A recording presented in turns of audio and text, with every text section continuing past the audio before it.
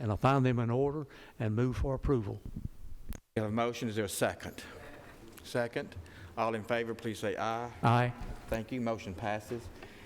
What we're going to do, if the committee does not object, is we're going to take item number 23, the grant from the state for a landfill, and we're going to move it up to our first agenda item for a presentation. Ms. Barrett, are you prepared? You always are. Good evening. Thank you, Mr. Chairman. Thank you, committee members. I'm glad to see we all managed to get here before the major storm hit, and hopefully it'll stay away. Most of you were, half of you were here last night when I presented before the Public Works, so if I don't look that way often enough, they need to hear the information. So my apologies if it looks like I'm ignoring half of the room. What I'm presenting tonight is a presentation that goes along with the resolution you have before you to accept a grant fund, accept funds from the state to fund a pilot program through the Central Tennessee Regional Solid Waste Authority. This PowerPoint I want to give is going to walk you through how we got here. So I'm going to start with April 7th, 2022. I made a presentation to the Central Tennessee Regional Solid Waste Planning Board, and since that's such a big name, I'm just going to call it the board from now on the history of our solid waste acts in Tennessee. So we went back into the 30-year history. A week later, I gave almost that identical presentation to this full commission to give you the history of where we were and the actions that the board had taken in the last couple of years. The one consistent theme throughout all of the acts were a set of goals, and those goals were waste avoidance, waste reduction, recycling, composting, household hazardous waste collection, education, and technical assistance. But in order to achieve those goals, a lot of entities were engaged. Various state agencies, we have about 4 specifically mentioned in statute. And then we have the counties, the municipalities, the regional boards, development districts, and advocacy groups that contribute to this. So at a minimum, we've got 7 groups. They're all active, but they're not always working in tandem. From that history review and the 2 years spent thus far on the board, a program pilot formation began. At that April 7th meeting that I told you about, where we gave the 30-year history to the board of our solid waste acts, I also made a promise to the board members that I'd come back with a proposal for fulfilling the board responsibilities, which statutorily are overseeing, directing, and implementing waste reduction efforts. On April the 11th, I then had a discussion with the state delegation regarding a pilot program. At that point in time, it was just bullet items defined to determine if there was feasibility for state support. That same day, I met and had the discussion with the governor's office staff to introduce the suggested program. So that was 3 days before I then came back to this county commission board and gave you the history of, again, the 30-year history of the acts and what the board had done of its statutory duties thus far to date. June 3rd, the state budget passed with this $2.5 million appropriation that's before you today, and they passed the appropriations and legislative intent for this program. For those of you that weren't here last night, Senator Reeves and Representative Terry were here, and they concurred and gave their indication as to what the legislative intent was for this, and the presentation you're seeing is that. On July 21st, I received notification that the county had received a letter from the state of the grant award. Since then, I've been working with the Rutherford County Finance Director on the supporting documentation that's going to be needed for a subrecipient grant agreement. And we're close to having, I hope I'm close to having a lot of the information to her. Now, the program, I'll call it the pilot program, has the exact same goals that we have laid out in statute and that the state has, the regional district has, the counties have. However, with this program, the goal is for it to be a defined and replicable program. The mission of the pilot program is to maximize our state, local, and regional alternative solid waste tools, plans, and goals in order to achieve the most cost-effective and efficient management. And in order to do that, we're going to look at several categories. The pilot program is going to look at several categories. This by no means will be the limit of it. This is going to grow as we get in and gather more information and learn more about the tools that are out there throughout the state and the county levels. Those items are going to include, it is anticipated, a standardized education and awareness program that states and locals can implement, coordination with our advocacy groups, identifying needed efforts from the cities and counties, and as an example for that, we're blessed here in Rutherford County to have Rutherford County TV. City of Murfreesboro has its TV station, but yeah, we have no PSAs about recycling, diversion, or any of those efforts that are out there. A lot of your local counties have a lot of the counties have local radio stations, so the goal is to find what those assets are out there that are being underutilized and develop a plan for them to be utilized and consistent throughout the state. Optimize recycling center footprints, identify recycling and private partnerships, standards for solid waste diversion vendors. And I'll give you an example on that. One of the small counties in our region has expressed disappointment with entering into an agreement with, let's say, a vendor to take off their plastics. And they're convinced it's being picked up, taken off, and recycled. Well, no, it's ended up in a dump 2 counties over, which doesn't meet their goal. That's not what they wanted to have happen. And that's one of several stories I've heard about how things aren't quite what the vendor promised they would be getting. And then identify statutory changes that could improve attaining our goal. And I'll give you an example of one of those that I heard of. I toured a facility that takes the paper and recycles it, so there is an end use for the paper. However, if that paper, in this situation, it was coming from a shredding company. All of us have seen the little shredded boxes all over for privacy aspects. This particular vendor said if they get shredded paper in and it comes from a medical facility or somewhere where the documents are identifiable, has identifiable information on there, they would be in violation of HIPAA. Even though that paper is shredded up to the point where it cannot be re-put together, they cannot use that for recycling. It has to just be taken into a local landfill and disposed of that way. So there are some rules out there that are just that, I'm not going to call them antiquated, but they were put in place before those offers were available with the shredding and other opportunities that we have for processing our waste in different areas. And again, these tools will become better defined as we learn more and the information gets collected. Now, the funding is going to be used to fund the necessary services to accomplish the program mission. Those are what is viewed right now to be the immediate necessary services are going to be a curriculum coordination, nonprofit coordination, grant coordination, private sector coordination, IT support, legal counsel. After the last 2 years, we know how important that is, and administrative support. Now, the question as to why this is coming through Rutherford County and going to the Central Tennessee Regional Solid Waste Board. What you have before you right now are the statutory obligations and duties of the board. TCA has already given the authority of the board to administer the activities of the region. The handbook expanded on that and restated the TCA, which gives the board makes the board responsible for overseeing, directing, and implementing waste reduction efforts that lead the region toward meeting the state reduction and diversion goals.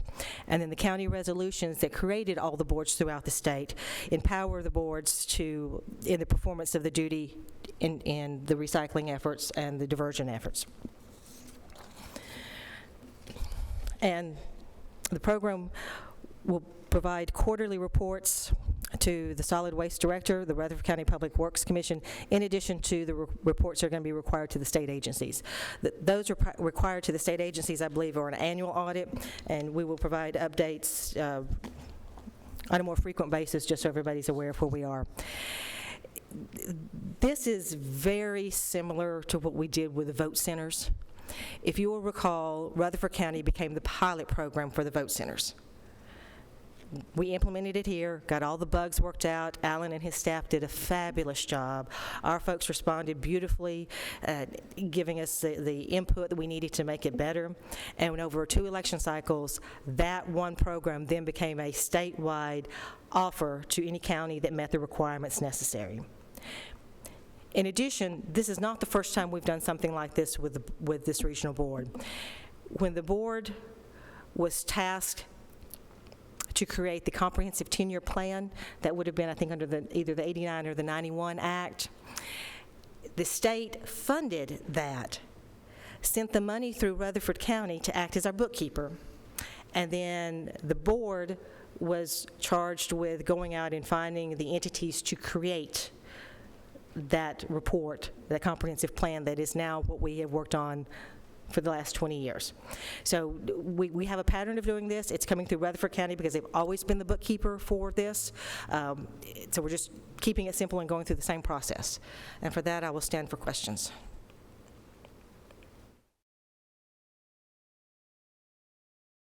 Yes, sir.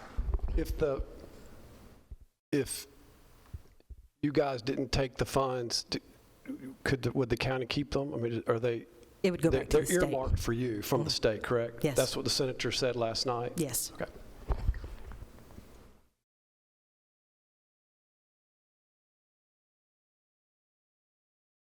Any other questions at this time? Is there any action that's needed from this committee at this time? You have to accept the resolution that was approved that was forwarded from Public Works for approval. Okay. Is there a motion to that effect?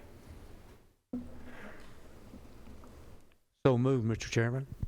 We have a motion by Commissioner Johnson, second by Commissioner Piercy. Any questions? Do we know what the resolution is? Because I don't have a resolution. All I have is a letter from the state asking us to accept the funds. The resolution was in the Public Works packet, but if I need to, I can read the resolution to the record, or at least the be it resolved portion of it. We read the last, the chairman of the budget read the last paragraph of the resolution as his motion. Is that the resolution? It is. Yes.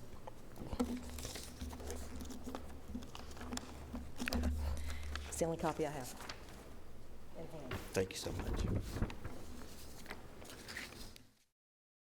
Okay, are we ready to vote? Mr. Chairman, I have a quick question. Shall I read it? I'll be glad to read it. Shall I read the whole thing or just the be resolved Thing in section? here. Okay, I'll read the whole thing. All right. Does it have a resolution number assigned to it that I need to? All right. So resolution to fund a pilot program to maximize state, local, and regional alternative solid waste tools, plans, and goals. Whereas on April 14th, 2022, a proposal to form a state-level commission for the purpose of maximizing state, local, and regional comprehensive solid waste management plans and goals was introduced. And whereas the proposal included a pilot program to develop the commission structure, duties, and responsibilities, and whereas the General Assembly awarded a $2.5 million non-reoccurring grant through Rutherford County to be used for planning related to the landfill located in Rutherford County, and whereas during this term, the program will use, among other items, the data, needs, and past efforts of Rutherford, Coffee, Cannon, and Warren counties to develop landfill alternative tools as needed going forward, and whereas per TCA 68-211-813B1A, the Central Tennessee Regional Solid Waste Planning Board, consisting of Rutherford, Coffee, Cannon, and Warren counties, is authorized to administer the activities of the region and is best suited to identify the environmental and economical feasibility of this program. And whereas on July 18, 2022, Rutherford County received from the state of Tennessee a letter of agreement, direct appropriation grant for governmental entities entities to complete, which will fund this pilot program. Now therefore be it resolved that the letter of agreement, direct appropriation grant for government entities be completed, and further be it resolved that the Rutherford County Finance Department and trustee are directed to allocate the funds in accordance with all applicable grant terms and agreements to the Central Tennessee Regional Solid Waste Planning Board, subject to the signing of a Rutherford County subrecipient agreement and pending Rutherford County Attorney approval.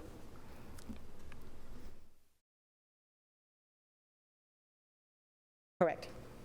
Commissioner Johnson, was that your motion? Fine.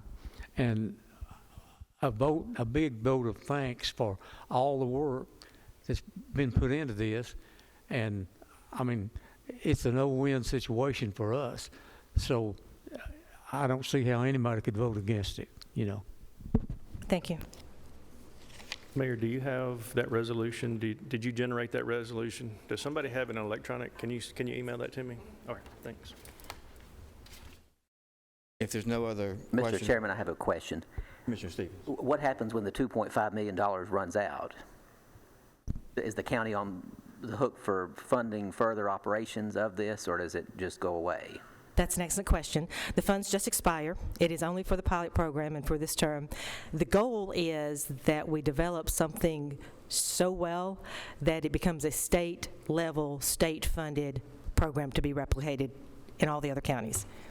Hopefully we'll help them learn from our efforts. Yeah, I understand. I just want to be sure that the next commissioners don't get stuck with a bill going forward that we didn't expect. So the understanding now seems to be that it's state money, and once it dries up, that we're not on the hook to continue the program. That is correct. Okay. Excuse me. Read the fine print where it says it's non-recurring. Mr. Chairman, if I may. Last night I had the same question, and Donna was able to clarify that this committee or this board won't have employees. They'll just be vendors, outside third-party vendors under contract who might fulfill some duties for them. Because when I saw administrative assistant, for instance, and I'm thinking, okay, this board's going to hire somebody. Where are we going to be after the grant runs out? But if I'm not correct, no employees. Correct. I have a question, Mr. Chairman. Sometimes grants come with an expiration date. Is there a clock on this? Do we have to have the money spent by a certain date? No, ma'am. Okay. Call for the Johnson. question. I think we're ready. Would you call the roll, please, Mark? Commissioner Johnson? Yes. Commissioner Piercy? Yes. Commissioner Stevens? Yes. Commissioner Allen? Yes. Commissioner Dodd? Yes. Commissioner Gooch? Yes. The motion is adopted. And Ms. Barrett, we could tell your research and knowledge in your presentation. Thank you so much for all your work on, I know Commissioner Johnson's already said it, but thank you. Thank you all. The investment report, Mr. Beatty. I knew you wanted to hear this presentation. That's why I skipped you. I wasn't going to make the comment. Mr. P gets me up here quicker. I wasn't going to make that comment, sir.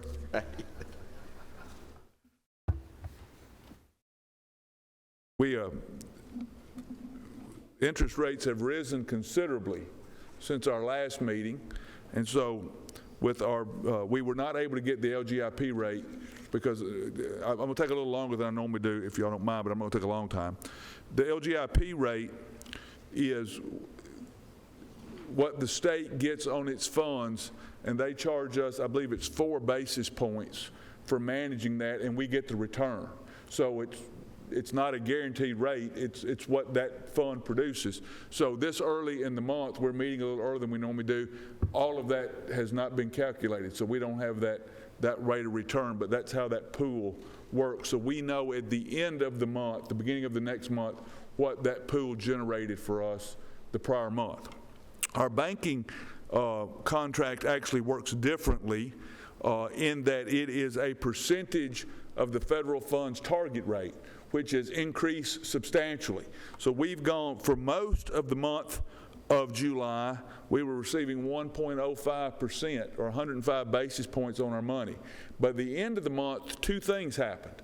One, the Federal Reserve moved the target rate 75 basis points, which increased the return on our money. The second thing, we renegotiated, we discussed with our bank, and got a larger percentage of the Fed funds target rate. So we were getting 60% of the Fed funds target. Now we're getting 85% of the Fed funds target for the duration of our contract. So between those two things, we went from the first of the month being 105 basis points. We are now getting 212 basis points on our money, which is a substantial. It's doubling the amount of return. So that was a good month.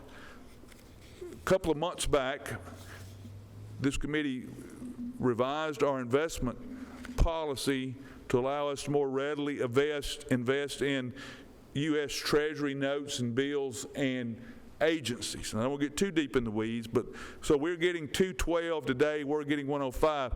We were able to invest in a 90-day Treasury bill, and it's paying 2.45% on our money. And we'll get our money back in 90 days to reinvest, but we'll earn 2.45.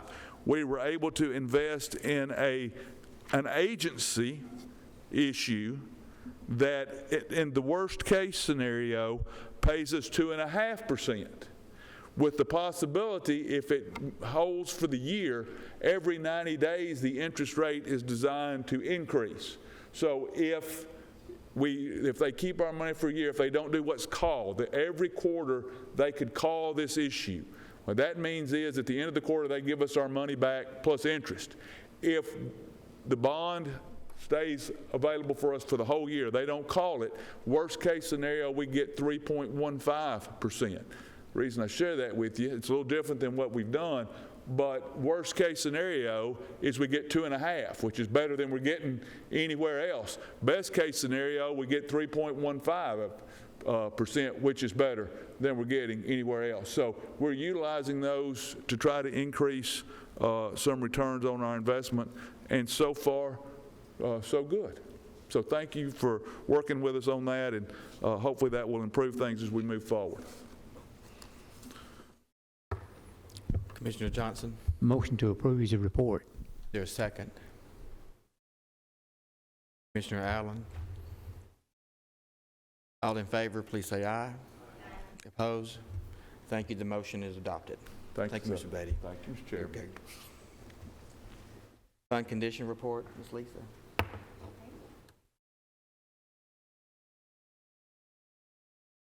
Back on track with y'all. Okay, we're going to kind of do our wrap-up of June, and I'm going to start with how we ended the year. So what I've presented for you on this first page is every fund, what our original budget was for revenues and appropriations, what the amended budgets were, and then how we actually ended. I'll start with that first line on the general fund because it's similar all the way down. So we ended actually to the positive of $27,788,000, just taking the actual revenue over the actual appropriation or actual expenditures. So that's an increase of $27,789,000. But I remind you, at the end, we transferred nearly $23.8 million in from the revenue loss. Had we not had that, we would have ended positively, what, about $4 million. That's how we would have ended. Just to show you on below that, where I talk about unspent on the original, on the expenditures for the general fund, we started at $122.4 million. We amended up to $155.4. Actually spent $140. We had almost $15 million left unspent. If you go on the unspent line, about $4.6 million of that was in wages. You drop down, about half of that was between the sheriff and the jail. So you realize, you know that they had a lot of vacant positions through the year, and this is what you're seeing. Along with that was the benefits related to it. Almost $6 million left in services in the general fund, and I remind you of that, what you're seeing that was left unspent, about 3.3 of it was related to rental assistance for the emergency rental assistance program. So as we go across, and we look at how did we finish with our unassigned fund balance, we ended with $53,241,000. Our appropriations for the 22-23 year is $140.7 million. So as far as what did it look like, we are projecting right now a 38% fund balance if nothing changes for the rest of the year. But I doubt that's going to happen because we will tap into it even tonight. Anyway, we're sitting pretty good in all our funds. A lot of it had to do with, I believe, with the schools, the ESSER money was a big savings for them. The one item of note, and it's listed in green, is that we did not amend one of the appropriations for the trustees commission as a factor of revenue coming in, and we were off $665 on that one line. Too late to fix it, but that's what we roll in. Do y'all have any questions related to that?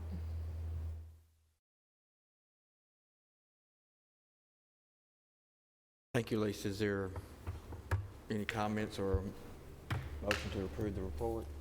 I mean, if I can, if there's not, can I just get through the rest of it? I'm not done.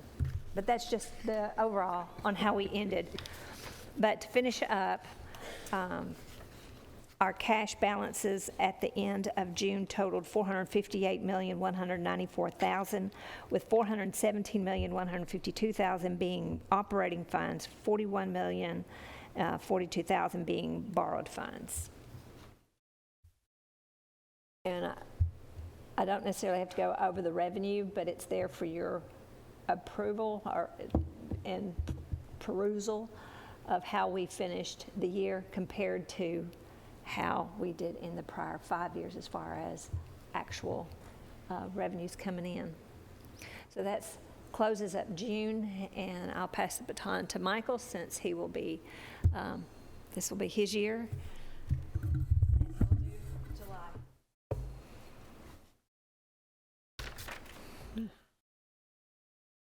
So we'll look at July, and kind of like in past years, most of our July revenue is actually recognized in June. So keep that in mind as we look at that.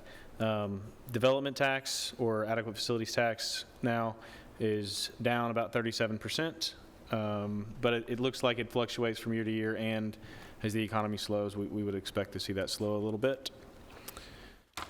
And then as far as our cash balance report for the month of July, we have $447,467,082.24, and approximately 91% of that is in operating funds, and about 9% of that is in borrowed funds for the month of July. We didn't prepare a revenue report for the month of July, like I said, because most of that is recognized in June in arrears. So, any questions for July?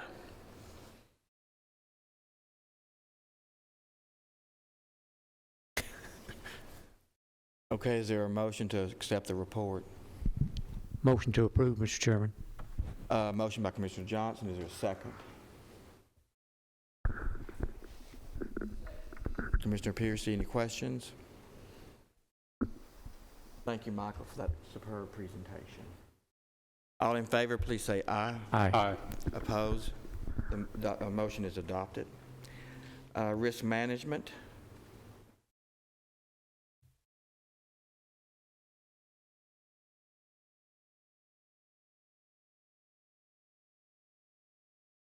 Evening. I have for the month of June and July for the 264s, 266, and for the legal expenses on the 264 fund for the month of June is $8,059,701 in revenue. Expenditures, $6,542,519. Revenue less expenditures is a positive $1,517,182. And the total for the calendar year $49,951,880. The expenses are $40,148,614, and the difference is a positive $9,803,266. And the 2021-22 fiscal year comparison totals for the year: $87,130,414 compared to expenditures $83,633,520. Revenue less expenditures for the year, $3,496,895 to the positive. For the month of July, and that'll also be your totals for the fiscal year for 22-23. For the month of July is $1,953,212 in revenue. Expenditures, $5,915,940. Revenue less expenditures is a negative $3,962,729. For the year, you have for the calendar year, you have $51,905,092 in revenue. Expenditures, $46,064,554. Revenue less expenditures for the calendar year is $5,084,538.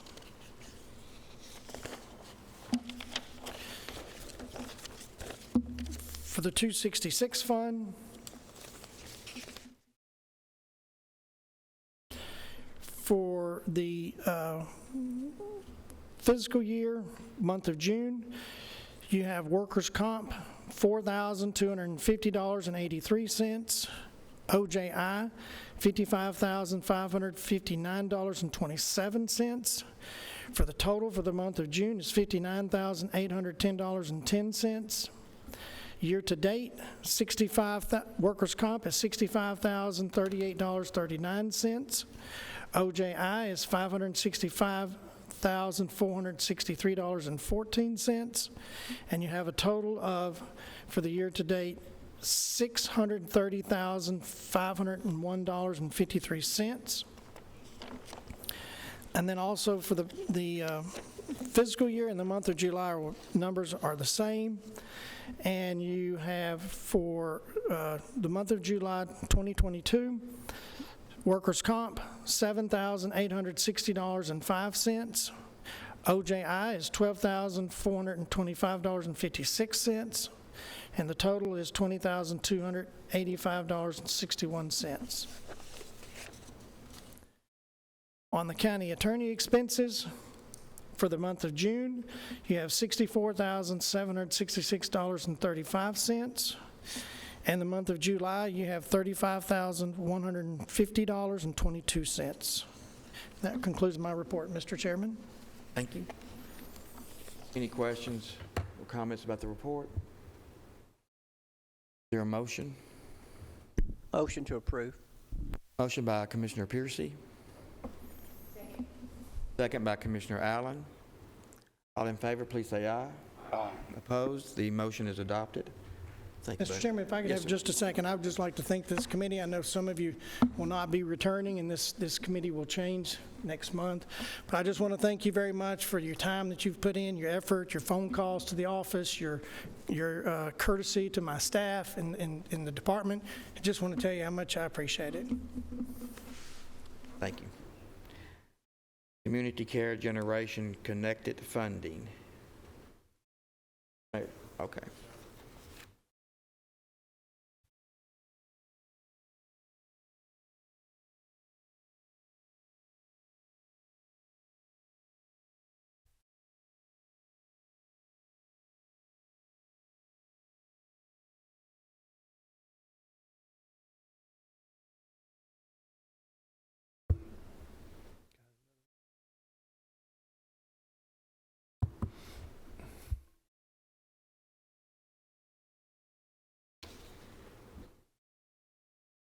Mayor Ketchum. Thank you, Mr. Chairman, members of the committee. At last month's meeting, Commissioner Allen asked that we look into, because we had just given raises to county employees, et cetera, and asked us to go back in and look at possibility of giving raises and making sure that the numbers would work out based on the request for the $4 million building for the new daycare facility at CCRC. You see before you a pro forma. This was created by United Church Homes, is the company that is contracted that actually runs the day-to-day operation of community care. The pro forma, the first page is running a program with and without. The first page is without the third shift, which would be the night shift, and then the second one was with the third shift. The reason this wasn't on your SharePoint, the board meeting was today at noon, just got this copy. David came down from Ohio, met with the board. So the board chose today to probably start out looking at running 2 shifts. You see the first year, based on the census of 110 children. That'd be assuming a 16-hour 2 shifts for the period of time of keeping the kids out there. The facility will actually be licensed at that square footage up to 125 students. The board feels from day one, because it'll take a couple of years to build it, and the need of daycare right now, because so many businesses, industries are requiring their employees to come back to work. They were working from home because of COVID, and now they're telling them it's time to come back to work, just like State Farm, et cetera. And there is a demand for daycare, affordable daycare. So that's why the nursing home or CCRC is looking to get the kids out of the 30-year-old double wide that they're using for a facility for the daycare that's currently at CCRC on County Farm Road. They readjusted and gave increases of pay. You see that it starts really cash flowing on year 4. Doug Bodery is today was my last official meeting with the board.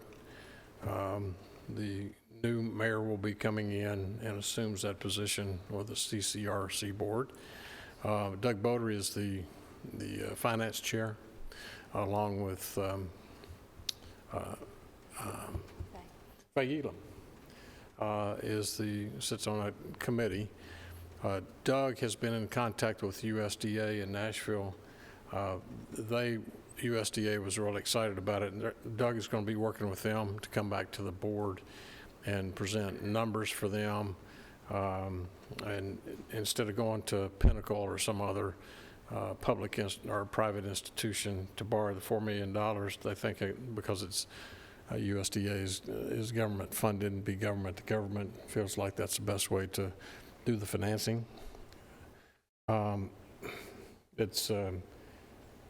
We think it's an exciting opportunity out there. They call it Generations Connected. The patients love when they put those kids in the daycare and the strollers and bring them down in the halls, and the kids love the older clients, and the clients love the kids, and you get to touch their soft skin and touch their white hair. You know, it's kind of a heartwarming opportunity. But this was just for information to show that it will cash flow, it will work based on the projections for CCRC. All we're asking tonight, as we brought to property management on Monday night, was to ask permission to build the building right next to where the double wide is on the same premises, because Rutherford County owns the property. Just want to be able to tell USDA or whoever they're going to borrow the money from that, yes, we do have permission. Now, once the building's built, because it's on our property, the building will become Rutherford County's. We own all, just like the current situation. The county owns all the buildings out there now. CCRC board was set up, I believe in 90, yeah, somewhere in the mid-90s, Jeff. I remember it was difficult. It was having difficult times. They didn't have any money. And I think the commission at that time said, either make it or break it. Paul, you served on that board. And so as of today, we showed on the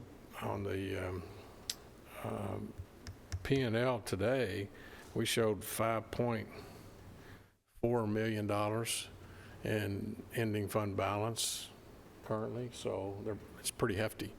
Been able to turn it around over the last several years, so it's doing well. With the vote in Congress yesterday, they had to widen and broaden the benefits of veterans. So they had already reached out this morning after that news broke to the VA hospital. They've got one coming in tomorrow from the VA to be a patient, and one next week. So get the census up. The new wing that we were able to get the Christie Houston Foundation grant, $500,000 grant from Christie Houston. It was finished wing, and the G wing should be finished within the next 60 days. So we'll have 2 new wings, new beds, new decor, new furniture. It's really stepping it up. But tonight, the ask is strictly to have permission for the CCRC board to build a $4 million facility. It'll have a certified tornado shelter in it for the daycare. They are working with Bailey Johnson Bailey Architecture, because they were, I think, the last ones that built something out there, Paul. So that's all the request would be for motion to build the building on the premises. Thank you, Mr. Mayor. I just have one question. Did the board express what other income is? In other words, you got the child care fee income, and then under that other, did they express what that might consist of?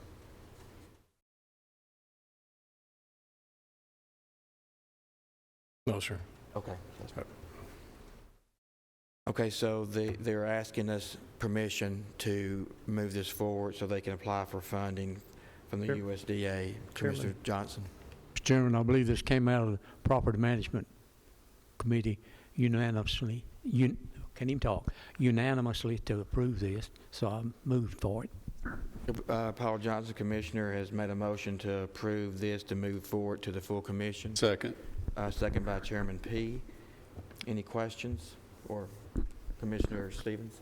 Thank you, Mr. Chairman. This USDA loan you're talking about, is that something that will be borrowed directly from community care, that the county taxpayers are not on the hook for any? No, sir. Matter of fact, I think in the discussion last week, and of course, we had a presentation from name that came from it came from TML, and TML wanted to make the loan, but they wanted the county's backing and using our AAA bond rating, but because Community Care CCRC was a separate corporation, even though it's kind of quasi, they wouldn't do it unless the county signed off on it, okay, and put our backing behind it and our credit behind it. And so then we checked with going to the bond market, and Lisa checked on going to the bond market, and they had to do some research because it had never been presented with something like this. CCRC is unique in the way that we set it up back in the 90s, and they said that we can't do that, right? Right. Under Lillian Blackshear with Bassberry and Sims, what we borrow monies for is under Title IX, and daycare is not listed as an authorized use of our credit. So when Lisa told me that, I went to the bank that CCRC uses. I called Bill Jones at Pinnacle, and Bill said, oh, yeah, we'll be happy to work with you on that. It sounds like a great idea, but in the meantime, Doug was checking with USDA, and I think that's probably, there's all kind of grant money for daycares nationwide. It's something that they really realize it's something that they would like to invest in. And so when Doug gave his report today, I think that's the direction that this board will continue to go in. So, but this was the first step of just making sure that you had permission in case to ask. Well, you got permission to borrow the money, build a building on property that you really don't own. You know, so that's what you're voting on tonight. Mr. Allen? So I still have the same question that I had last time, and that was, did you ever get clarification on the after-school care?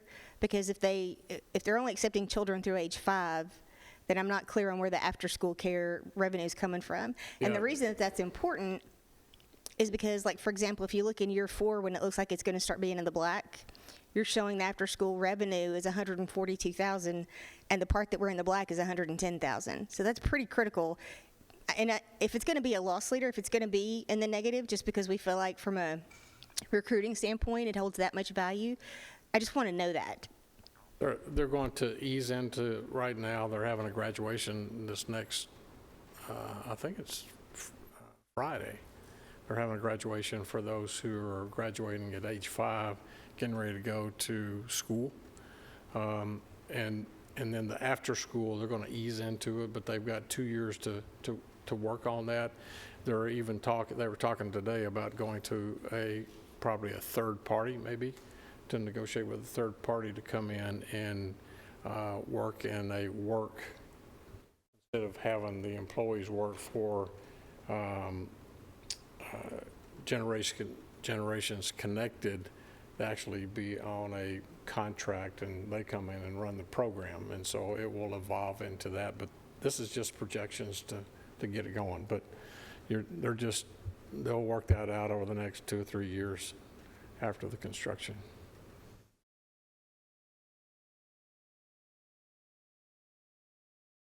And then, Mr. Chairman, you asked on the other income. Those numbers are pretty big, too. We don't know what the other income is. I do not. Wish Mr. Bodery was here. Because the other income goes from 171 up to 360,000 annually. So that's pretty big numbers. I'm just curious where that's coming from. I just always need to know the numbers add up, and I can't follow it right now. Well, let somebody else do that after I'm gone. Mr. Stevens, did you have? Thank you, Mr. Chairman. So when will the board decide which direction they're going to go with the loan? Mr. Bodery said that he'll have the information back to the next board meeting in September from USDA. They're putting together the numbers now. So if this is open-ended to where we may end up on the hook for the bonds, I'm not comfortable moving forward with it. If we know they're going with the USDA loan and the county's not going to be on the hook for any of this, I don't have a problem with letting them build the building. But if we don't know which direction they're going yet, I don't feel comfortable saying tonight, let's move forward. Commissioner, there's no relation to the county at this point. We just discussed that. So even with Pinnacle Bank or a private loan, we don't have to back that? No, sir. Okay. All we're asking tonight is you to give permission, this body to give permission to allow CCRC, they are a 501c3, to build on the property that they've designated next to the double wide where they're currently located. County taxpayers have no involvement. Chairman, I have a question. I was talking with Nick this week, and he was telling me that the current lease that we have with CCRC already allows them to build a daycare on the property. It does. And Lisa, we were reading something where I think it said the commission had to approve the issuance of debt.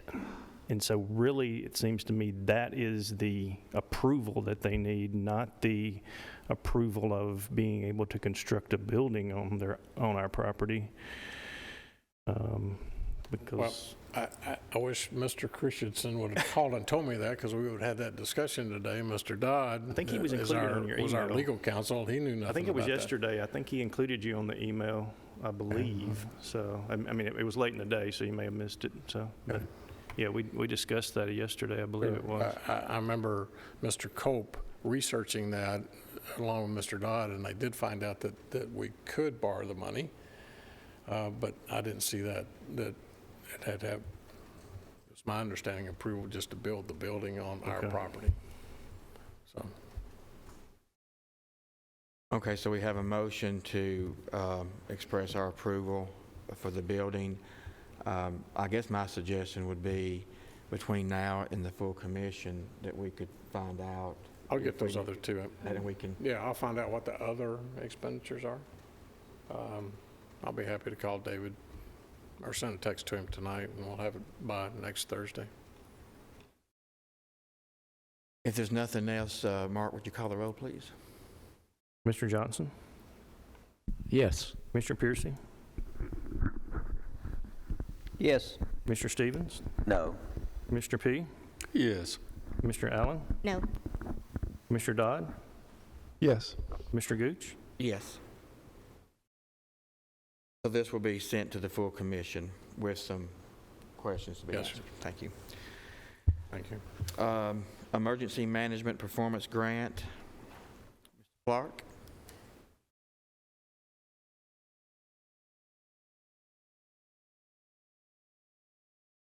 Welcome.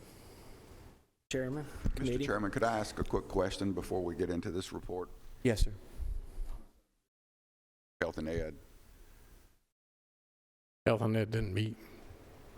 sorry, Talking about this or mine? you know, what we just talked about as far as the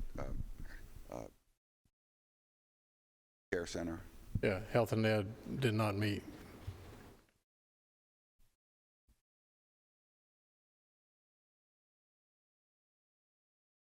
I don't have a problem with it. It just seems like we've bypassed part of our process of going through that would allow that committee.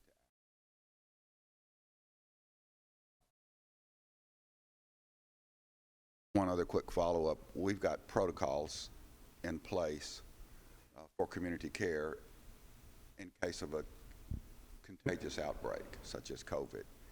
Commissioner, could you use your mic right there, because they can't hear you at the outside when you're not close to you. Sorry. Part of the issue I'm dealing with is a voice issue right now, and I'm not 100% sure that I can talk any louder. But part of our protocol to deal with a contagious disease such as COVID at the community care center, we have a process in place to lock the place down, in essence, if need be. Is there a similar protocol in place for that daycare center?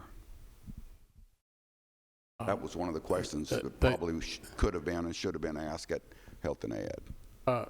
Yes, sir, they do have, they have rules, and they're actually written on the side of the wall. They have rules and protocols of what to do from COVID to tornado warnings, et cetera.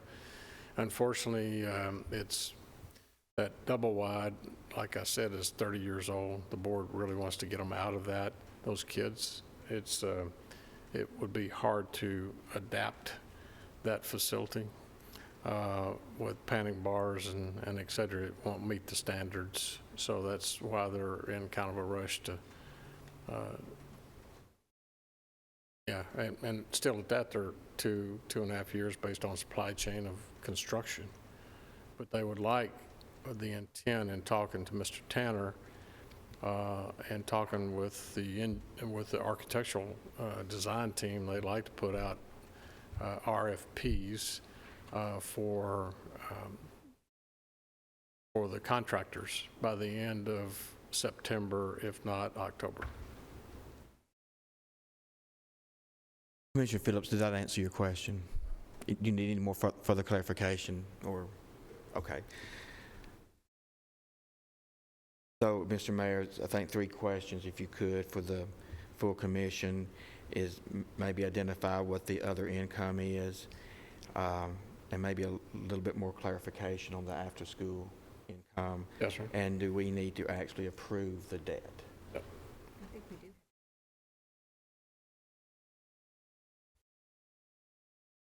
Approval to bill.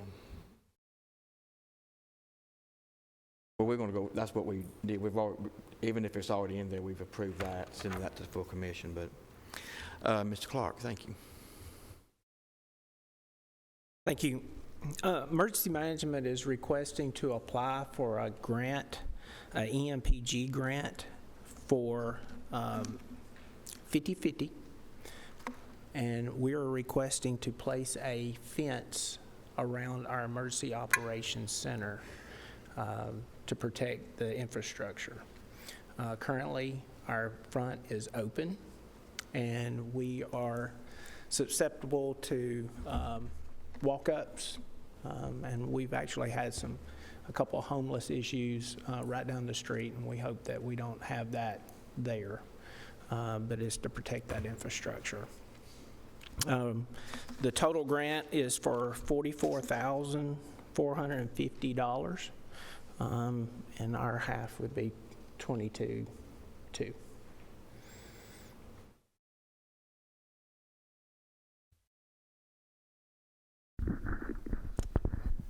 Chairman P.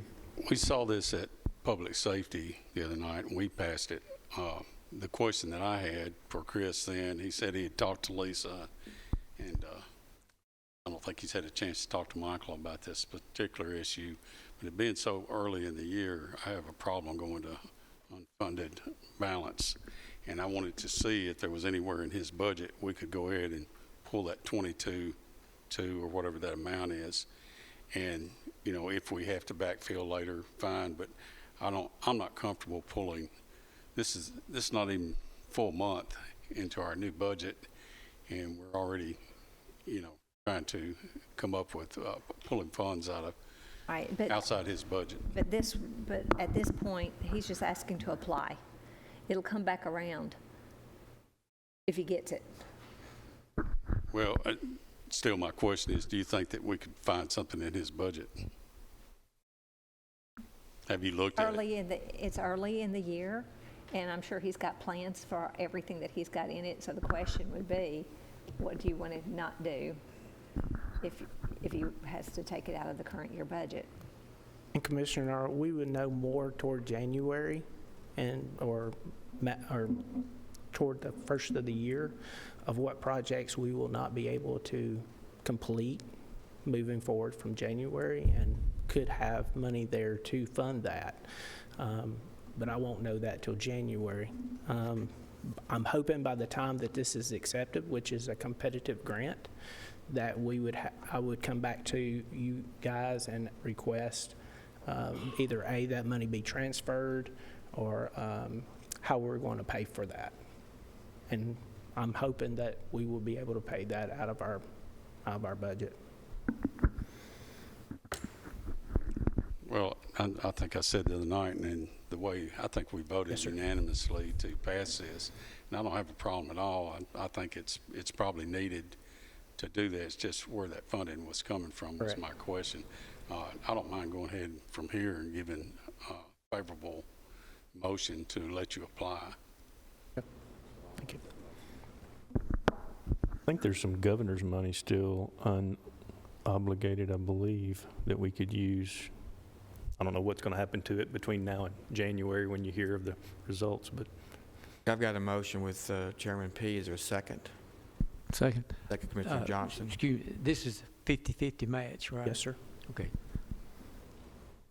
$22,225. Yes, sir. I believe the budget can stand that. And my question was, and you may have mentioned it, but if we were awarded this grant, when would that be? Or is there a timeline? I don't have a timeline. Okay. Usually, lately, the grants have been kind of slow rolled. We've had several mitigation grants still sitting at TEMA, and that's been 2 years. So I don't have a timeline when it would be awarded. I would hope that it would be in the next few months. Okay, so this is a motion from Public Safety to approve the application process. Correct. Okay. have a question, Mr. Chairman. Commissioner Allen. Do you have any idea what that fence is going to cost? Do you think you'll be able to do it for this amount? We received a quote from a vendor of that amount. However, with that quote, we would have to abide by the policies of the county purchasing, whether that's bid, contract, or whatever that may be. The only reason that I ask that is that if there is still money left over in the Gov 20 grant money, I don't know that you want to wait 2 years to get your fence. So that may be something that public safety would want to discuss. Thank you. Anything else? Mark, would you call the roll, please? Commissioner Johnson? Yes. Commissioner Piercy? Yes. Commissioner Stevens? Commissioner P? Yes. Commissioner Allen? Yes. Commissioner Dodd? Yes. Commissioner Gooch? Yes. Thank you. Thank you, Mr. Clark. Mr. Gregory, general fund budget amendment for PAWS? One before that. The Correctional Work Center. I'm sorry, Mr. Gregory. Transfer for the work center. Lisa, do you have that? Or? No, you've got one coming.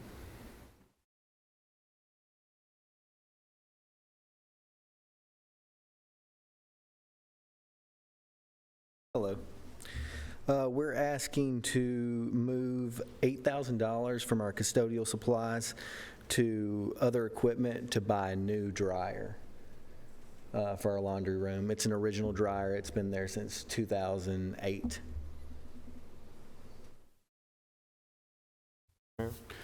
Thank you, Mr. Chairman.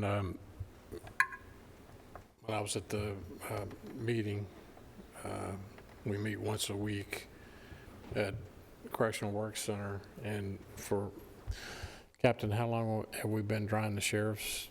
The sheriff had a fire, okay, Yeah. so they're washing dryers. It's about 4 months now, I think. We've been doing all the drying, I guess laundry. I hope, Steve, that we're getting closer. But it's really put a strain on the dryers that we have at the Correctional Work Center for doing the laundry for the sheriff's office and the jail. So it's our recommendation from the board to make this switch so we can get a new dryer. Inmates don't like wearing wet clothes. No, not usually. We saw that in public safety also, and that passed unanimously, and I'll make a motion to approve this. A motion to approve by Chairman P. and second by Commissioner Allen. Any other questions or comments? If not, Mark, will you please call the roll? Commissioner Johnson? Yes. Commissioner Piercy? Yes. Commissioner Stevens? Yes. Commissioner P? Yes. Commissioner Allen? Yes. Commissioner Dodd? Yes. Commissioner Gooch? Yes. The budget transfer is adopted. Thank you, Captain. Thank you. Mr. Gregory?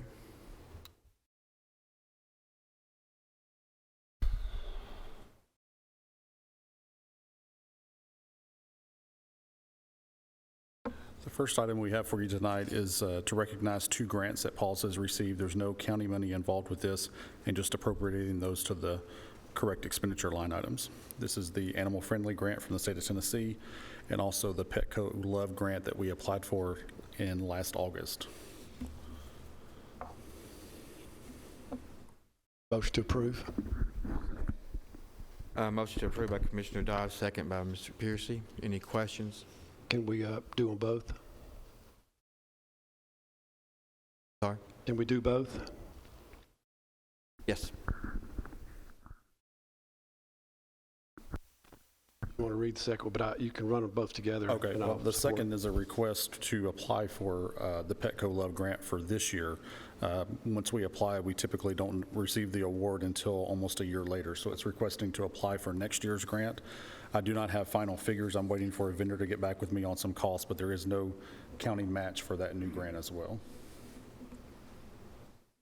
Second's comfortable. I would put them both together and make a motion to approve. Okay, is second, Commissioner Piercy. Did you say that the Love Grant is permission to apply for it? Permission to apply, yes, sir. Have we had this grant approved before? Yes, sir. Part of the budget amendment that you have here is approving the grant that we applied for last August.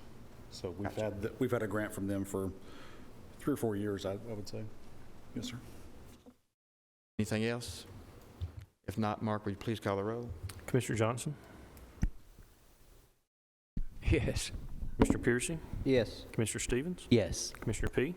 Yes. Commissioner Allen? Yes. Commissioner Dodd? Yes. Commissioner Gooch? Yes. Thank you all. Thank you, buddy. Ambulance Service Fund Budget Amendment.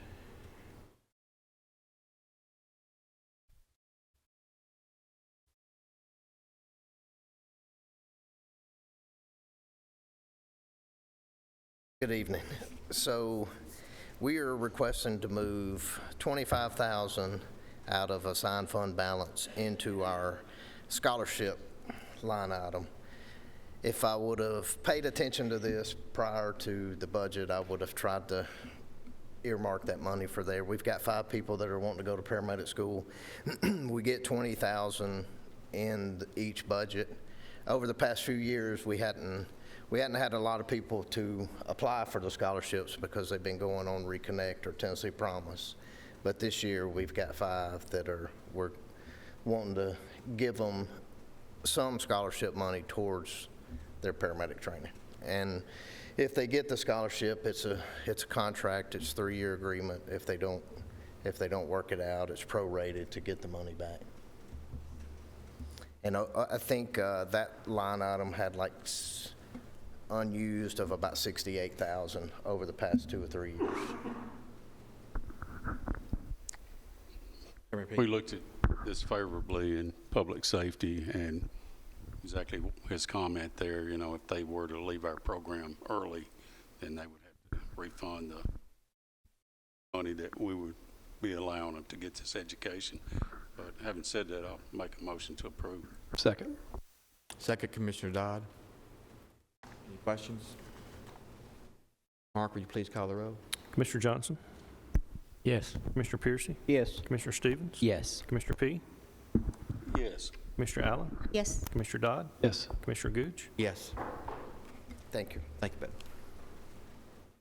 Solid Waste Fund Budget Amendment. The heck is he? I'll take that. Mr. Chairman, members of the committee, this was basically the scales where we take the C and D out at the landfill. It took a lightning hit, and the parts are not easy. They're not laying on the shelf, and so that's what the request was from.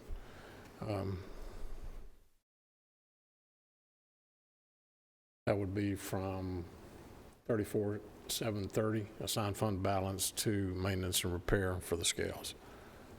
$25,000. $15,000. Questions? Is it to repair or to replace? They're replacing with new parts in, so it's a repair with replacement of some new parts. They had to shut down because they just couldn't, you know, it's based on weight. So they shut down for a couple of days, and the guys were out there working around the clock trying to get the parts. They drove down to Huntsville to find parts. Come to find out they didn't work, so they had to go to another direction. But I think it's back in operation. Motion to approve. Motion to approve, Commissioner Piercy. Is there a second? Second. Commissioner Dodd. No other questions. We'll ask Mark to call the roll, please. Commissioner Johnson? Yes. Yes. Commissioner Stevens? Yes. Commissioner P? Yes. Commissioner Allen? Yes. Commissioner Dodd? Yes. Commissioner Gooch? Yes.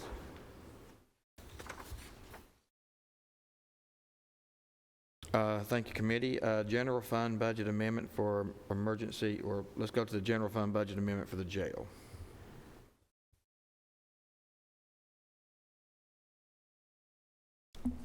Good evening. I have 2 amendments. The first one, we'd like to recognize revenue we received from a donation of $1,001. We'd like to place it in our repair and maintenance of the building. Yes. Yes, sir. The next one is to recognize revenues from the SCAP grant that we received, $44,846. We'd like to place that in our building improvement line item. Also, there's a fee that we have to pay the Justice Bureau, $7,150. We request to take that from unassigned fund balance and place it in our other contracted services.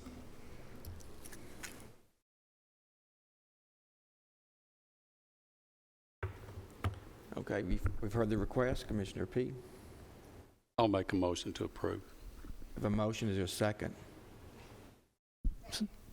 Commissioner Allen, thank you. Any discussion? If not, we'll ask Mark to call the roll, please. Commissioner Johnson? Yes. Commissioner Piercy? Yes. Commissioner Stevens? Yes. Commissioner P? Yes. Commissioner Allen? Yes. Commissioner Dodd? Yes. Commissioner Gooch? Yes. Thank you. Thank you. Budget amendment for the emergency rental assistance. Yes, sir. I have two amendments for you tonight, and the first one is for the first ERA 1, the second one is for ERA 2, and these are funds that are just rolling forward from the prior year. ERA 1 is $3,642,250, and then ERA 2 is $363,625. We are closing, or we have already closed the portal, accepting new applications for rental assistance.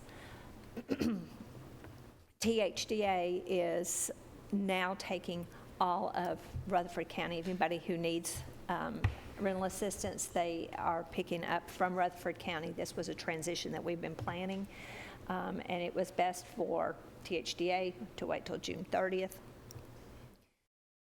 Sorry. We have applications in, and we'll be working through those applications to finish out. I ran this report as of today, and for the total amount of the program, what we have done in Rutherford County, we have assisted 3,143 households. The average funding amount was over $8,000. In total, we have paid out $25 million in rent and about $207,000 in utilities. March of 21. So I remind you that this money has stayed in Rutherford County instead of already starting out with the state. We had across the state, there were only three jurisdictions besides Rutherford County that had this program.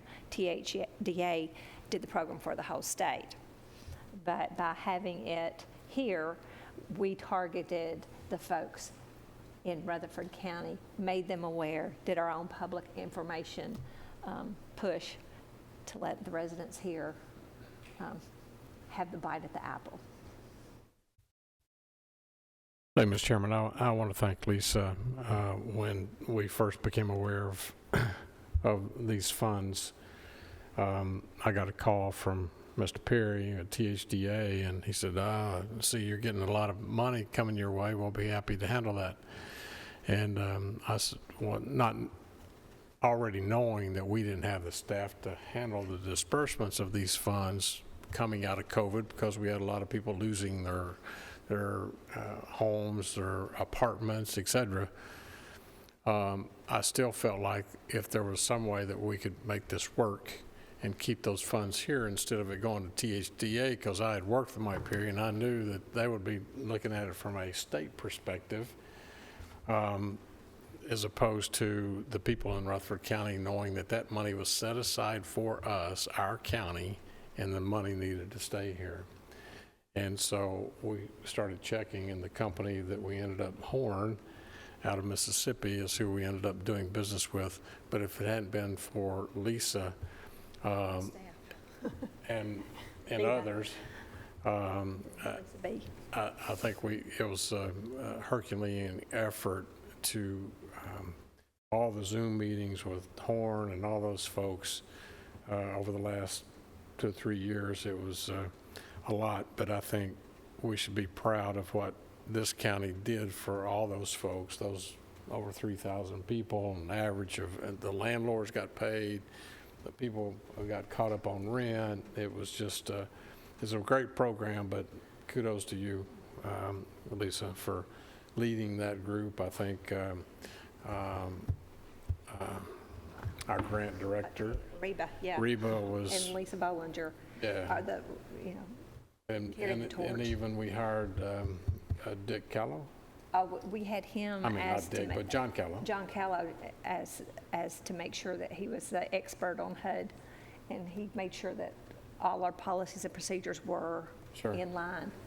So, Yeah, but it was a good program, and so thank you.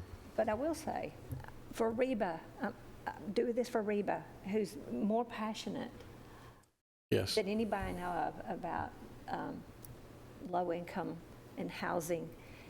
And with this program, the unfortunate two unfortunate things happen. I don't know if it's because of this program or what, but interest rate, lease rates have gone up tremendously. So it's created more of a problem. And the fact that we have some places in Rutherford County who they've asked people to leave, they're renovating clientele. So that's a struggle. What the feds are hopefully going to be doing with the part of this money, that not all of it will go, is to look at using it for low-income housing instead of for rent, to that situation that we've got in this county, and not just our county, but all over. One more addition to that is that if this ever comes about again and this commission has the opportunity, ask a couple more questions, because, you know, we could have easily said to THDA, Mr. Perry, go ahead and take it and run with it, but he was going to charge us 10%, his agency. And I was able to get on the phone and talk to Horn and convince them they only charged us 4%, right? On the first bit. On the first 10 million that we got. So that was savings. That was just more people who got more rent instead of going to THDA, who wouldn't have given us recognition for Rutherford County. But I think those folks who got it, the landlords who got it, realized that it was coming from Rutherford County. So thanks to everybody. So anyway, so Mark, let me know that, and this will be fixed by the time we get there and be in the minutes, but the revenue number I've got is incorrect for the ERA. We'll fix that. The dollar amount's right, just the account number's not correct.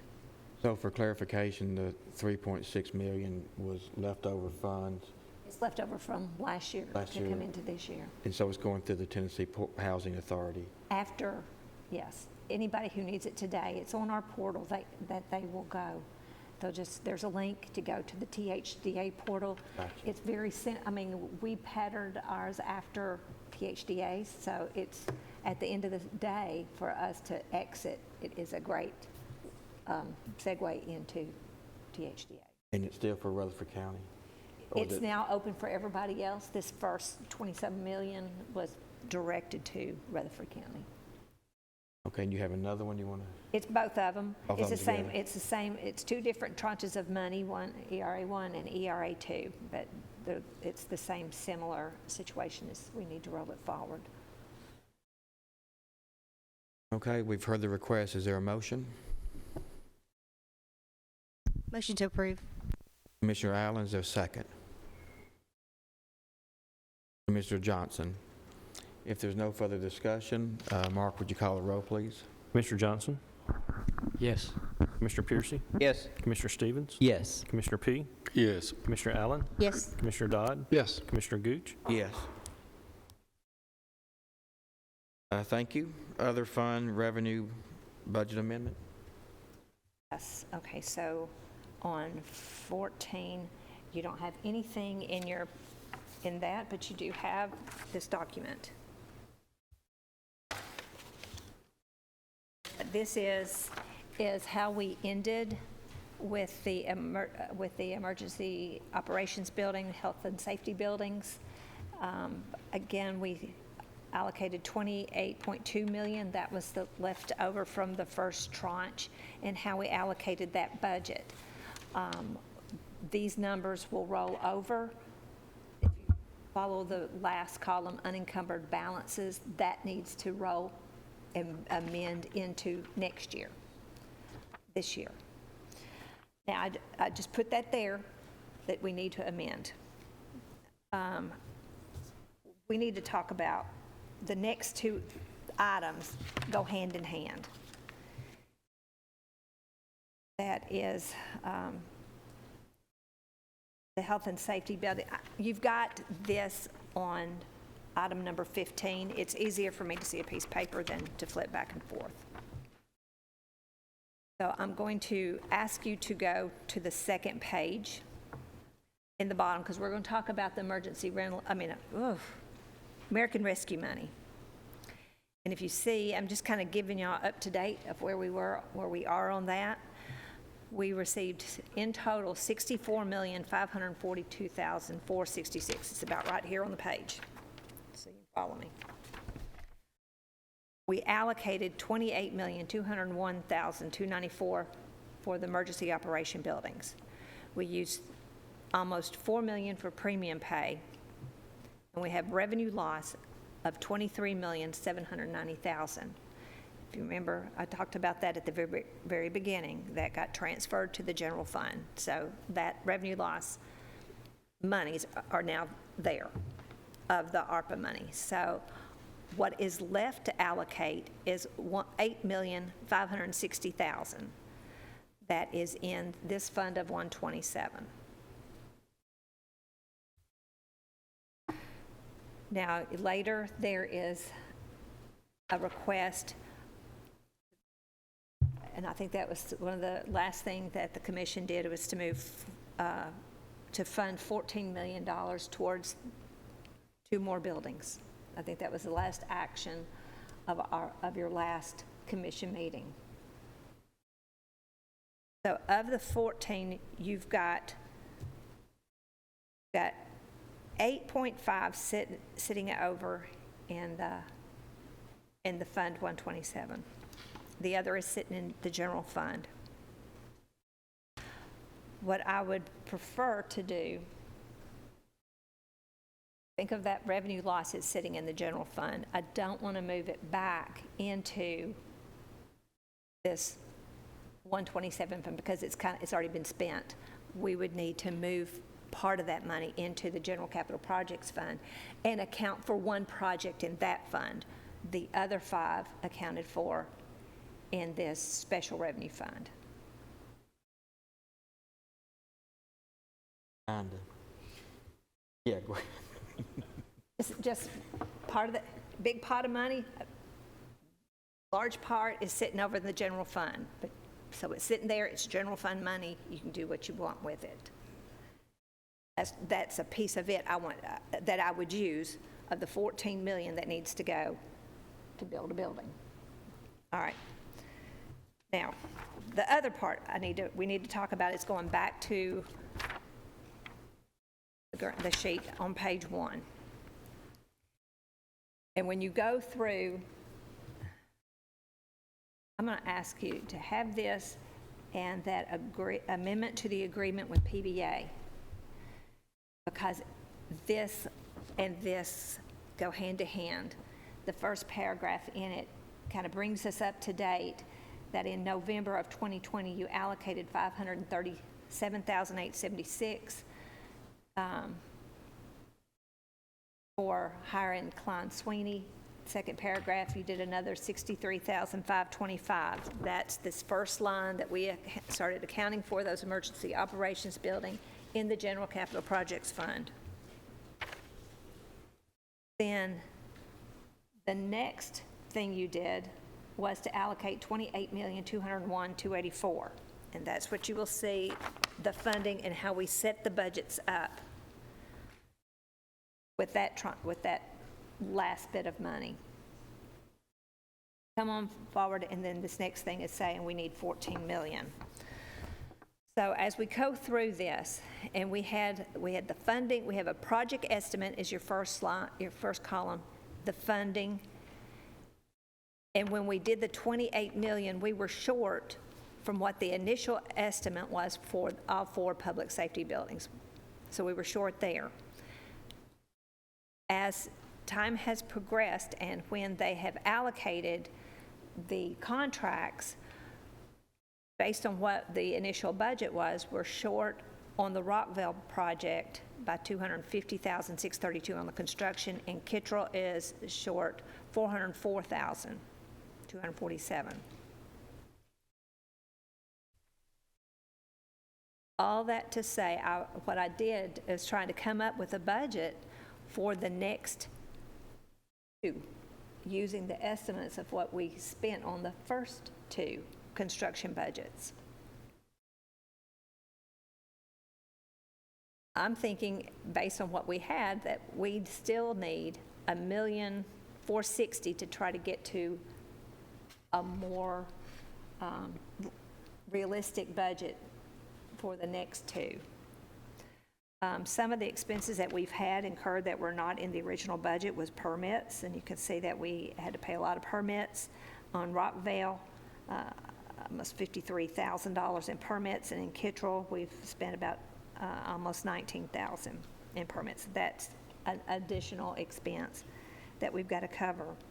In addition to all of this, we've not budgeted any money for the PBA's attorney. They were, and in here they estimate for the next 2, $12,000 of this $14 million to be for legal expenses, but we still have incurred legal expenses on the first 4. So we need to come up with additional funds for that piece of it.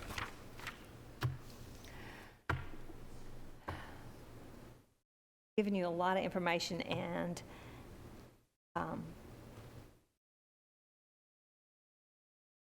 some of the things of what I would like to do, because each of these projects in this ARPA fund has to be reported, I would like to use some of the money to allocate of out of the revenue loss money, because we're going to have to use some of that. I would like to, and I'm asking to move $72,000 out of that to go to general capital projects to fund the legal for all 6 buildings. And the furniture was estimated at $65,795 for each building, and I would request $394,770 to also come out of the general fund again to go to the general capital projects to fund the furniture for all 6. And what I'm doing there is just kind of taking it out of there and reducing it out of the ARPA fund monies. Makes it easier to report and makes it whatever is in that fund is, what I'm hoping to get to is only architect, permits, construction, and data processing.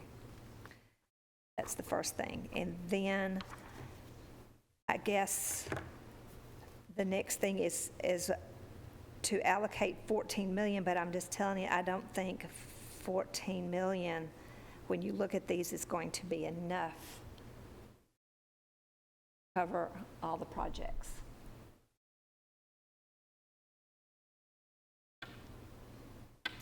All that is to try to catch you up to where we are. Again, I don't think 14 million is enough. I think we're going to have to add more money, but following along all the documents, I am asking that, I don't know what I'm asking. I guess I'm just telling you, we're going to have to amend some contracts with the PBA to give them more money for construction, unless construction costs are going to go down on these next 4 buildings. So, just for clarification, the first 4 buildings, we're looking at being, if I'm reading this right, over budget $1.4 million. And what I did there was try to estimate what I thought the projects were going to be for the next four. That we need $1,460,000. $7 million is all that I'd have left after that. And if you're estimating 7.5 million. 5 million. I was hoping to move some of this other stuff out, gain a little. I guess I want to know, what is your feeling? And because I didn't pull an amendment together, because one, this has got to happen, is to roll over from last year's budget amendment, and then I also need to. Okay, so is the $14 million, what is that again? Is that what we have That is left to spend? That is what the commission said in your June meeting, is we want to do 2 more buildings and we want to allocate $14 million. Which they had forgotten. They'd already pulled $23 million out. So it's there, it's just not in the same place, so it's got to go differently. So one, as I said, you just got to think of it as you're going to fund 1 more building with ARPA money. And the other one is really general fund money, but it used to be ARPA money. I've just got to, if y'all are agreeable, I will come up with something, but I really think that we need to fully fund the buildings that are in place. And that is an additional 1.4 million. Yes. So let's start there. Okay. Okay. So So I'm asking, do you think what I've got on here is reasonable as what I've estimated? Mayor. Thank you, Mr. Chairman.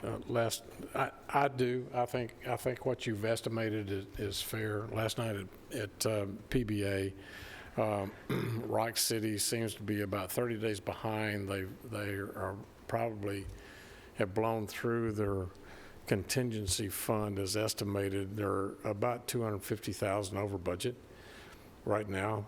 Things just, concrete keeps going up. Supply chain issues that they're having. Those are the issues. And of course, they're at Rockville. American Constructors, quite impressed with them.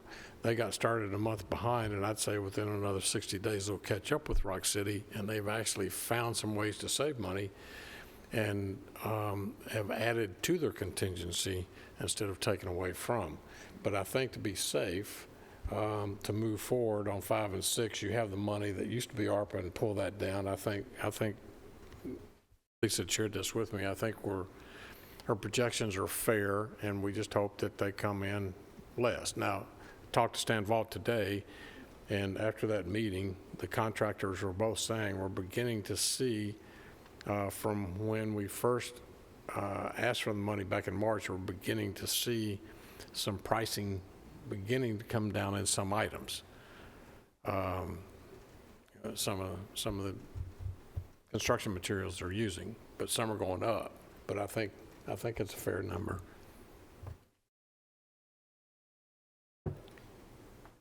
Okay, so at this time, if we're going to take this step by step, we need to find funding for the 1.46. Which is there already. It's physically there. Right. You've got, where I'm telling you total ARPA, where all the money is, 8.5 is going to be in the fund. So we can allocate 8.5. So you could say you're going to allocate take care of the shortage, and it might, part of it is I'm going to ask for, you're short funding, but I'm going to ask for the furniture and fixtures to come out of, funded in this fund and be funded out of General fund. Out of the general fund. So that's one amendment that I'd like, two things. One amendment is to fund $72,000 for legal fees for the PBA to move from the general fund into other capital projects, and to move $394,770, and that's the estimate for the furniture and fixtures, to move that's all for all 6, to move it also out of the general fund into general capital projects. That was 394,770. Right, so that is a request, like, would be my request number 1, is that amendment. Okay, so you're needing a motion tonight to move $72,000 for legal for the PBA from the general fund to other capital, and then for furnitures and fixtures, $394,770 from general to capital outlay. Capital projects. General capital projects. Okay, is there a motion to that effect? So move, Commissioner Piercy. Second, Commissioner Johnson. Any discussion? Y'all understand? Commissioner Allen? So tell me again the reason for pulling the furniture and fixtures out. Why wouldn't you just leave it in there? You're going to have to pay for it one way or the other. Why wouldn't you just leave it in there? Because when you report to Treasury, there's a lot more information that you have to get from the vendor to then turn around and report. This is purely selfish on my part. It will make reporting a whole lot easier. Administrative hassle. Gotcha. Yes. Okay. Hassle factor. Got it. Hassle factor, yeah. It's easy to do one contract, one architect, about 3 DP things. So again, this is selfish on my part.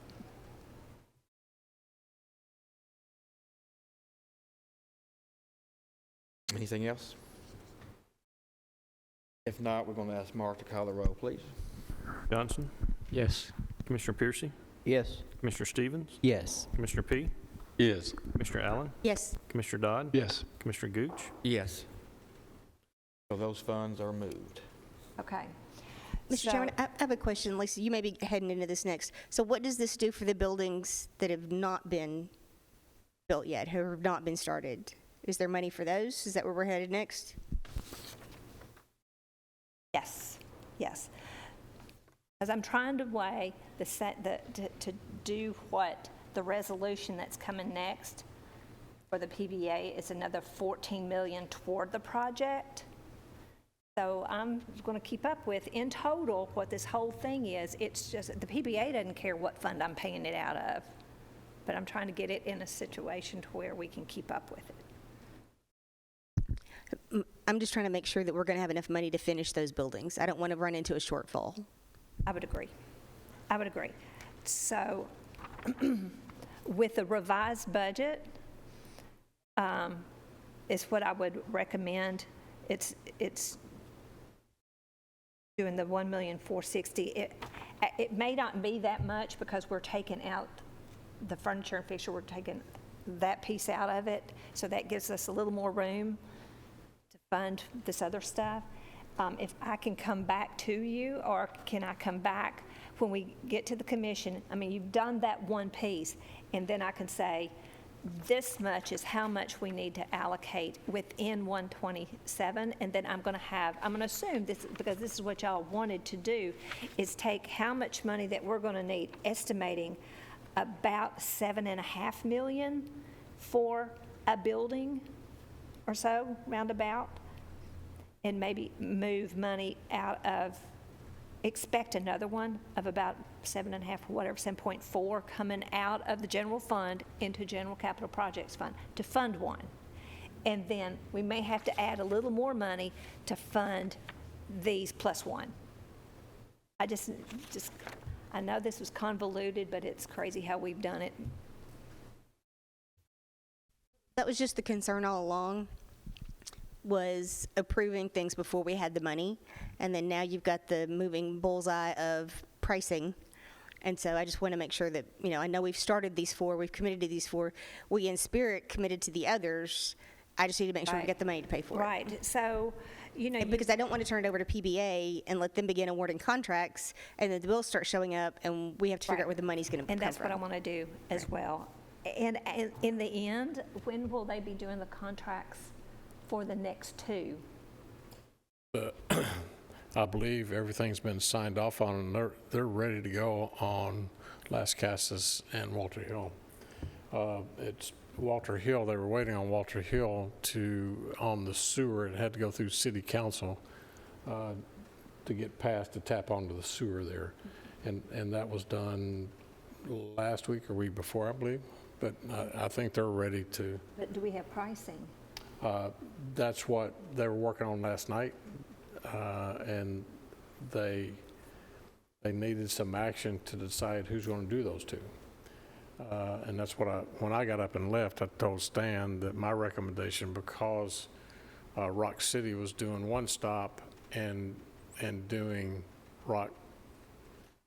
Rockville, and American Constructors was doing Kittrell, and Bart Klein had reached out to American Constructors, and they said that they could handle the next 2 if there could be a 60-day break between the 2.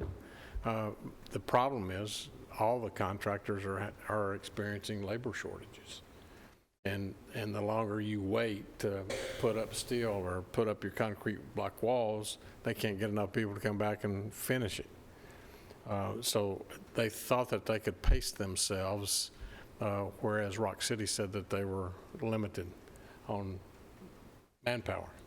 So my recommendation was to go ahead and give it to American Constructors. Plus, they had already put money back into their contingency, so they seem to be doing it more economically than Rock City. So go ahead and get it started. I don't know. I was in here, and I don't know how they voted.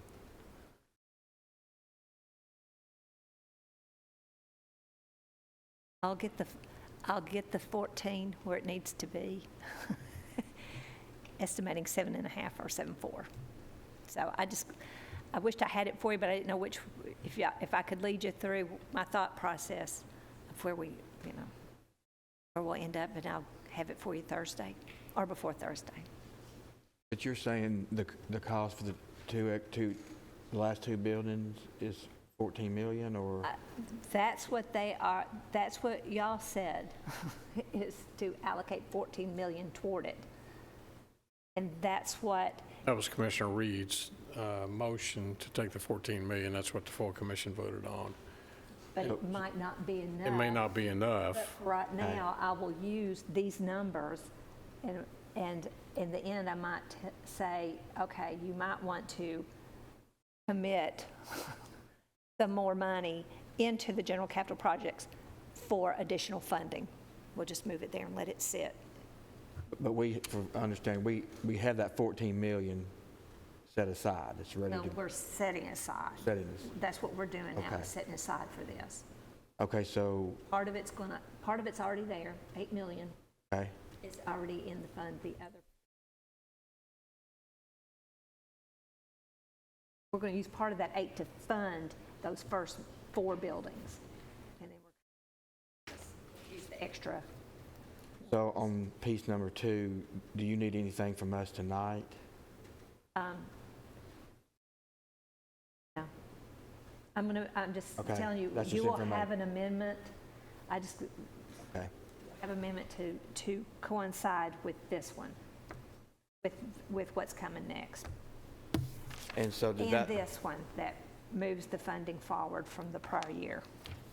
Okay, so did that take care of 14, 15, or 16? Yes. So I really am asking y'all to just, I don't really have anything for you to. You doing this later, or That's what I'm saying. This needs to go with the amendment of additional funding. So one piece is moving a budget forward. One piece is establishing the budget of 14 million. Need a motion on this then, right? We only did the 394 and the 72 in the previous action. Right. So what is this again? This is a budget that was established last year for the 28.2 million. Now we're into fiscal year forward the budget that we didn't allocate. But Mark, I'm going to take part of this out. That part of like the furniture and fixtures, I'm going to take out. So that's why I would like to. That's why I said I'd like to be able to give you three pieces to consider. Right, to take care of all of it. Chairman P., you're okay with those pieces coming to the full commission? I'm fine with that. As a matter of fact, I'd rather have the actual numbers in front of me. And I think all of us realize where she's headed with this and where that. And the full commission is already committed to do this. So, thing we've all found being on budget, we don't always support everything that comes out here, but we're tasked with finding a way to fund it. Part of it. Okay. So we're okay with this coming Thursday night? Let's make a motion to reappropriate the funds in Fund 127 as needed to bring that forward to the county commission. I'll make that motion. So we have that action. Okay, Chairman P. moved. Is there a second? Second, Commissioner Piercy. Discussion? If not, we'll have Mark call the roll, please. Commissioner Johnson? Yes. Commissioner Piercy? Yes. Commissioner Stevens? Yes. Commissioner P? Yes. Commissioner Allen? Yes. Commissioner Dodd? Commissioner Gooch? Yes. Okay, thank you, Lisa, for thoroughly explaining that. I know, it's so confusing because the money is going different places. And I don't think it was confusing. it is Have fun to. different. I'm sorry. Okay, so we don't need any more action on 14, 15, and 16. 16 you need to do. Dean is the Agreement between Rutherford County and the PBA, which is telling them move forward with number 5 and 6 Okay, so that's on our dashboard here. Is there, and allocating 14 million. to approve the PBA agreement along with 14 million? Is I'm there a going to make a motion? motion to approve that. And again, this has already been passed by the full commission. right. And your motion does include the 14 million? Okay, we have a motion. Is there a second? Mr. Johnson, thank you. This is simply giving the PBA the authority to expend $14 million more than what they have already the authority they've already received. Yeah. Okay, if no discussion, Mark, we're going to ask you to call the roll, please. Commissioner Johnson? Yes. Commissioner Pearson? Yes. Commissioner Stevens? Yes. Commissioner P? Yes. Commissioner Allen? Yes. Commissioner Dodd? Yes. Commissioner Gooch? Yes. Okay. I'm sure there was a better way to do that, but it made sense in my head at the time. Okay. Item number 17, general fund budget amendment for police traffic safety grant. This is the next three for police traffic safety grant, the teen driver safety grant, and the evidence-based jail program grant. All three of those are carryover. They end in September 30th, so we wait till the end of the fiscal year to know what funds are available to move, and that's what you've got on these next three. 17, the police safety is moving $73,102. Most of that is overtime and benefits. Number 18 is the teen driver grant, and it's $9,900 moving forward. Again, it's for overtime, the related benefits.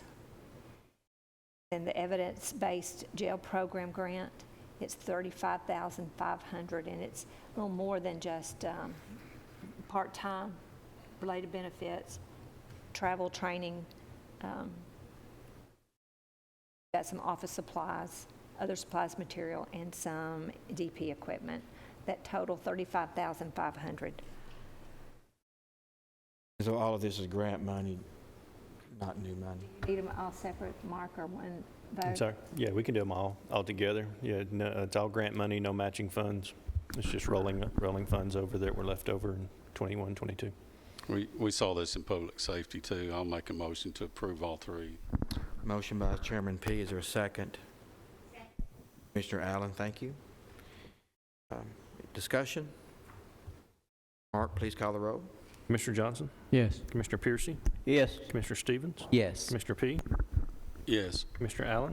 Yes. Commissioner Dodd? Yes. Commissioner Gooch? Yes. Thank you. Compensation for Juvenile Detention Board. This, it's already in the budget, and we had a resolution that the commission approved all the committees that receive funding. Since this is a new one, we thought we needed to formally add it to the list.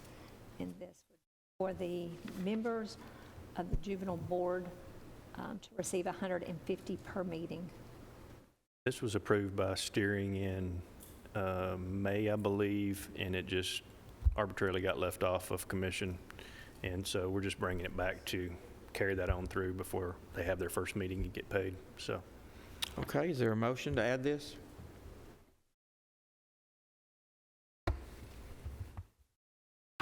Gotta pay him. Motion to approve. Thank you, Commissioner Allen. Is there a second? Second. P. Discussion? If not, Mark, please call the roll. Commissioner Johnson?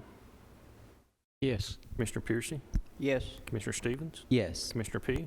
Yes. Commissioner Allen? Yes. Commissioner Dodd? Yes. Commissioner Gooch? Yes.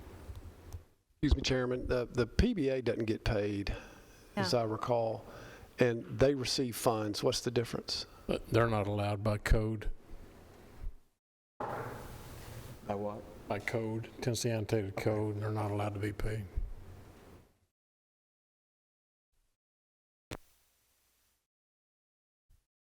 Ratification of Eagle County Health Services District Cooperative Purchasing Agreement.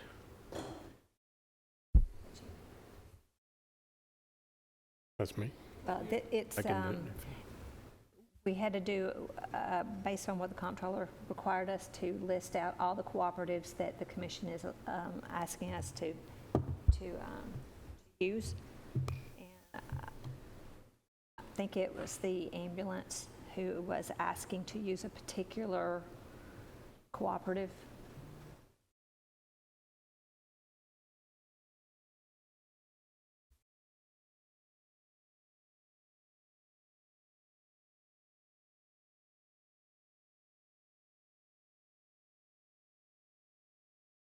I'm not. Okay. I'm not familiar.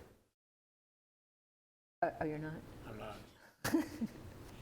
I'm not. I mean, Okay, there's not too many things I missed, but I'm not familiar with this. This is not. This was the document you signed yesterday. I think Laura realized that we hadn't actually approved this particular cooperative in our resolutions, and so Nick just put this resolution together to ratify, since you had already signed the document, and approve the cooperative, same as we did. I think it was in maybe April or May last year.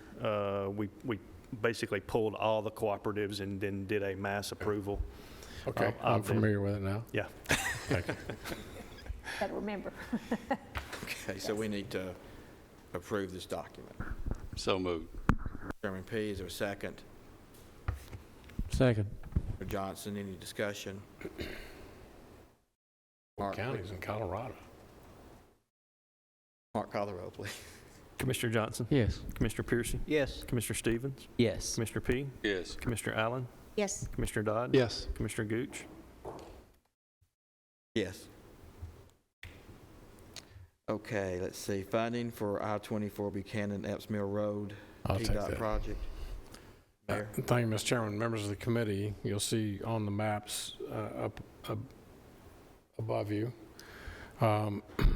Back February the 11th, I believe, somewhere the first week of February, when the governor had his State of the State address, he allocated and recommended to the General Assembly X amount of dollars for infrastructure all across the state. Inside of that were, they rank projects that have been on the request board for a long period of time.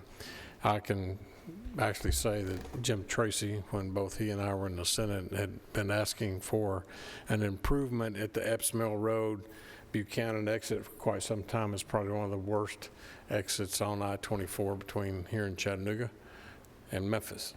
It's the worst. If you pull off, it's dangerous to semis coming across right there where the old Barrett manufacturer used to be. There's a McDonald's and others. So the next day after the State of the State address, Paul Deggs, Assistant Commissioner, called me and he said he was finally getting around to escalating this exit, putting it to the top. So you're looking at an expenditure by the state of $45,830,000 to redo that entire exit. But for the first time, was not aware of this, and talking with Greg Brooks when I told him the good news about this, that they were going to request that the county participate in improving the roads outside of TDOT's right-of-way, putting it back, the expense back on the county 50-50. So if you go so many feet from the interstate, which I think is all the way to Manchester Highway, and then going back towards Plainview School with the anticipated growth, and that's what came up at Public Works last night, was the participation of the county going 50-50 with the county, with TDOT on the improvements of after you get outside the new exit area. So that is what is before you. So it's estimated over a 5-year period, $5,975,000 that Rutherford County would have to pay. Approximately 13% of the project cost, roughly a 5-year time frame. So I believe it was unanimous last night. Coming out of Public Works. When would the first year be? Well, knowing TDOT. Greg thought it was 2 or 3 years, which is a pretty fast pace. Yeah. Okay. And that's fast track with TDOT. Okay, so this was coming from Public Works, so is there a motion? I make a motion to approve as presented. Commissioner Dodd, is there a second? I'll second the motion there. Any discussion? If not, Mark, would you call the roll, please? A funding proposal for this money? Pardon? Do we have a funding proposal for this $5 million, or do we need to decide that now, or 2 years down the road when they're looking for their money? Mike Smith. Mr. Smith will come over. Can we have it come from the general fund? Can we? Probably better coming from the highway fund. We discussed that last night. There's complications to that. One of which is where we have to match the aid, and the other is we can't tell him how to spend his money by TCA. So we could put it coming from general and fund it into him, or it could come from the development tax. But can we confirm that later? Is that too uncomfortable? I think we need to confirm that. When he said that last night, but he is an elected official and he does have his own board. I think we just need to get an opinion on that. My question, though, was, is the area that they want us to do, is it a county road and Yes. not, it is a county road? Yes, both. They're contributing half to rebuild county roads. Yeah, going south and north. To improve county roads. That's See, correct. and I guess I look at it, how different is that than what we do is we improve roads? See, that's when I called and told him this. He said that's never, as long as I've been here, that's never happened before. But I think you're going to start seeing the state, just like the federal government, offering up money, but they want to see a little more wherever they're giving it to. So I threw that out to him, and he said, well, it may be true, but, you know. Well, I mean, my question was, is it an appropriate use of funds? It's not we're building, because I think that was with Plainview, we weren't building roads, we were improving roads, different from. This is an improvement. It's an improvement of a road. So, and at some point in time, when it gets to brass tacks, it might be 50-50, you know, maybe half general fund, half highway. The way that was presented last night, if we decline to make the improvements on our roads off of their improvement, we're not going to get the money to do the interchange. Right. But they're not asking for funding at this point right now. They're just wanting Commitment that y'all come up with money some way, somehow. Yeah. So, and I've got a question on I was instructed last night by the committee to call Paul Diggs and tell him we're in if it passes tonight in full commission. I had a question, and last night, one thing that bothered me about funding through the road board is, would that mess with our maintenance of effort? Oh. That's what concerned me when that was thrown out there. You could really fund, like your question, you could fund from the general fund, there's no question there. But you have a considerable fund balance in your highway fund to utilize as well. I mean, I think it's right now about 175%. So if you didn't want your general fund balance to dip below, let's say 30% for the bond rating or something, you definitely could it's an allowable expense in the highway fund because it's maintaining a county road on the county road book. So you'd have two options. Now, it's a different conversation whether the commission could force the road board to use the highway money. I think that's the point you were kind of getting at. That would be a different conversation, but I definitely think you could use either pot. But my recommendation would be to use the highway fund first because the fund balance is so high comparatively to the general fund percentage-wise. I'm not sure how to put that into motion. Ron, did you have any insight? Actually, I have a question. It is still about the funding. So on the first page, it talks about the State Highway Partnership Program contemplates a local match of about 20%. And then further down is when it talks about the 50%. So the $6 million, does that include the 20% and the 50%? Is that both numbers? To my knowledge, the math worked where it did. 20% of the depends on how you add the totals. So it's the 50% of the part that's out of the right-of-way is 13% of the total job. And the 20, I'm going to have to go back and look. It made sense last night. Yeah. Does that answer your question? Yeah, I think 13% is 13% of the 45 million, but if you look at those percentages that are on page 2, you can see that the local is 0% of a portion of it and 50% of another portion. So that's how we get our 20% of it. So I think it's just the way they're allocating it out of the total cost of the project. But the total cost for us, the estimate would be right at $6 million. Yes. And so the first year won't be until 2 or 3 more years. 2 or 3, yeah. So at that time, it looks like if that is a firm number, that's $1.2 million a year. And so I would just say we put it in the budget, whether it be the road board or the general fund. And that question can be answered in 2 or 3 years. So, Mark, my question to you is, and I just saw this again, in that sentence where it talks about the 20%, it says it contemplates the local match to be about 20%. So they're not mandating 20%. I think that's an estimate. The 20% is an estimate there. Gotcha. Yeah, the 13 is a calculation of the total is what it is. The 15% is mandated. I mean, the 50 is mandated, but the 20 is not. It's just Right. approximate. Gotcha. Right, yeah. Okay. I'm fine, Mr. Chairman. Thank you. Any more discussion or clarification on anything? So we do have a motion and a second. Yes, we do. Okay, Mark, call the roll, please. Commissioner Johnson? Yes. Commissioner Pearson? Yes. Commissioner Stevens? Yes. Commissioner P? Yes. Commissioner Allen? Yes. Commissioner Dodd? Yes. Commissioner Gooch? Yes. Thank you.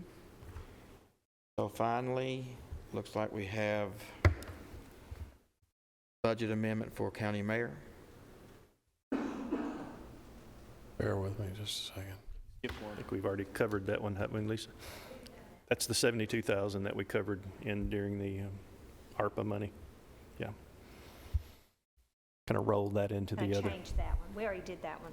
Right. We took care of it. Okay, yeah, that looks like we have. 72, that was, Okay, so that's completed. Okay, is there any other business? If you don't, Yes, sir. If you don't mind, it's almost embarrassing to ask this question. But items that's coming out of the budget committee, who makes the decision as to what items go on the consent agenda and what items are discussed fully at the commission? Who makes that decision? Mayor. I think the resolution was the mayor makes the decision of how it goes on the agenda, and then any commissioner can pull it off the consent agenda at commission, I believe is the way the resolution is written. Do you remember, Commissioner, and from steering? It probably says the chairman makes that decision, not the mayor, because the chairman may not be the mayor. Right, correct. That's, yeah. But there's certain types of motions that have to be, they can't go on the consent agenda. We've always, anything that comes out of fund balance, we put it on the budget committee agenda to be voted on individually. Anything that's routine business, we put on the consent agenda. Does that answer your question, Commissioner? Okay, thank you. On behalf of Chairman P and this committee, we welcome you to our first budget committee. And we know that your training on our part is going to go well. If Lisa is not good to you, let me know. Okay? Let me know. can I? No. Talked enough. I talked enough already. I've used up my words, my word allocation. No, I just want to say thank you, because I'm thinking that this will be my last budget meeting that I will be sitting up front. I might be sitting in the back. Mine too. But I want to thank all of y'all for all the years that we've had together, some the whole time, some for a short time. And it has been a joy and a pleasure to be here. I love every one of y'all. Thank you. We love you too. Trying to say she loves me more than The anyone. ones that make me cry, you know. Hey, any other business? Chairman P. I also wanted to make a short statement about our folks that are leaving. Of course, Lisa, we're going to keep her around a while longer to help us along, and I don't think we're going to need a whole lot of help there, but it's always nice to have someone that you've worked with and you trust and you know, pretty well know how they think, and if you don't, you can look at the way the hands move and you can figure it out. Anyway, thank you, Lisa, for steward for this county for so long. And then, speaking of good stewards, I've got two to my right that will sorely be missed. You're both very intelligent. You both work diligently to be good stewards for this county. I can't tell you both how much I appreciate that, and especially being chairman here. As Vice Chairman Gooch has found out, sometimes it's really hard to fish and get those motions to get something passed sometimes, but y'all have always been very willing to work with us and very intelligent, and I Well stated. I got one. I just looked it up in your commission rules. It actually states Commissioner Stevens was correct. It's for matters considered routine by the commission chairman, the consent agenda authorizes the commission chairman to designate matters for the consent agenda. Thank you. Well, if nothing else, this meeting stands adjourned.